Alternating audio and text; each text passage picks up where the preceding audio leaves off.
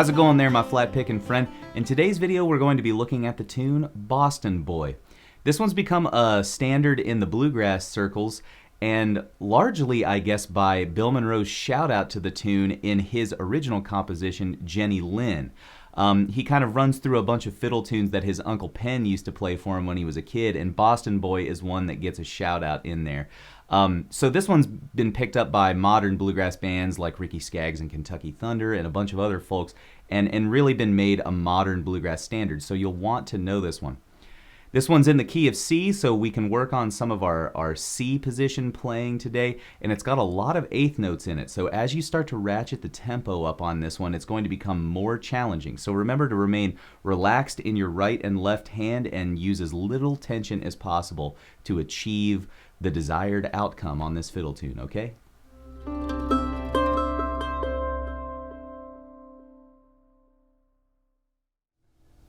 Before we dive into today's lesson, if you haven't had a chance to hit that subscribe button and that bell notification button below, please do so now. That way you'll get notifications whenever we upload a new video to the YouTube channel.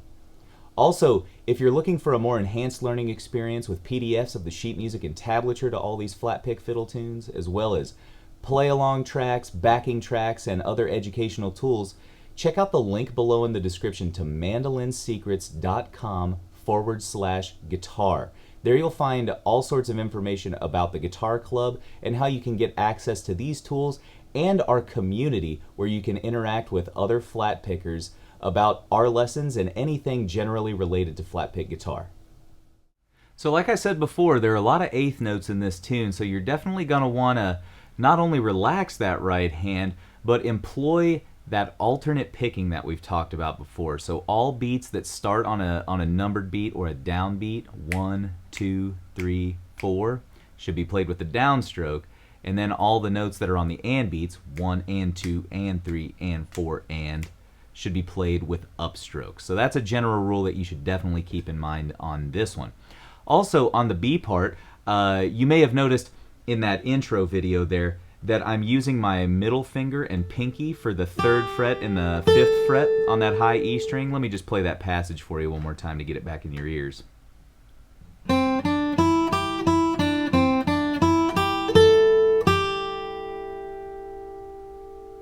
So 0, 3, 5, and I'm playing that with my 2nd finger on the 3rd fret and 4th finger, my pinky, on the 5th fret.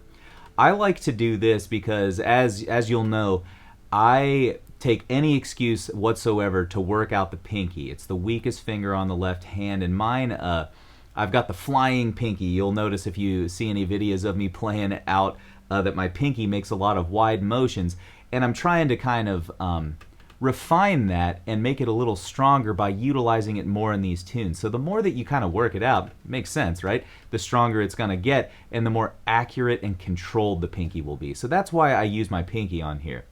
Now, if that is too much for you, or you have an impairment or an injury in your left hand that prevents you from using the pinky, never fear. You can just use your index and ring finger on that passage. So this is what it would look like in the modified version.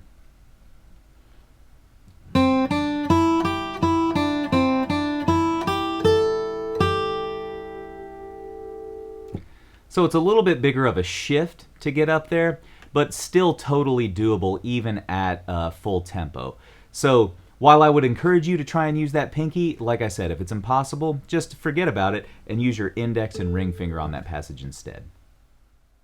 Alright, let's go ahead and dive into the slow version of this tune. Like I said, Boston Boy involves a lot of eighth notes, so your left hand is going to be a lot more active in this tune than some of the other ones that we feature in this series. So with that being said, try and focus on your right and left hand tension and remove all tension from the body as you're playing this one. Before you go ahead and start playing along with this video, watch it through a couple times so you can see what the left hand and the right hand are doing and get familiar with the tune. I always like to call this getting the tune in your ears before you start to dive in and learn. It makes the process a lot easier if you can hum some of the melody and if you've got it memorized in your head before you try to play it, okay? Alright, let's go ahead and dive into that slow version and see what's going on there. Alright, so here's the slow version.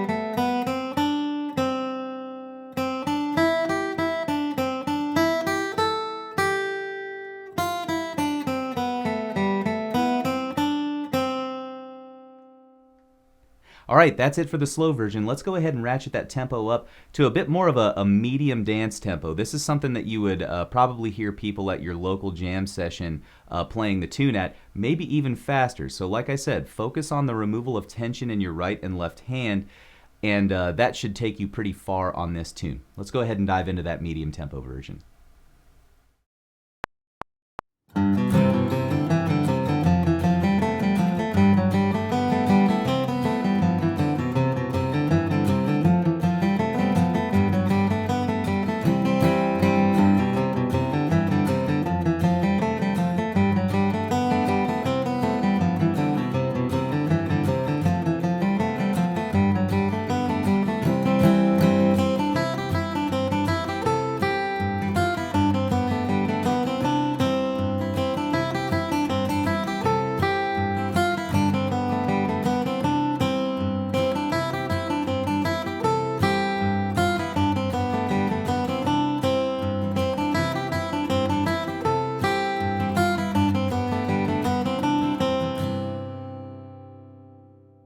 Well, there you have it, my friend. That's it for the tune Boston Boy. Like I said, this one's a pretty standard tune these days, so you're going to get a lot of mileage out of it at your local jam session or with all your jam buddies in your local area.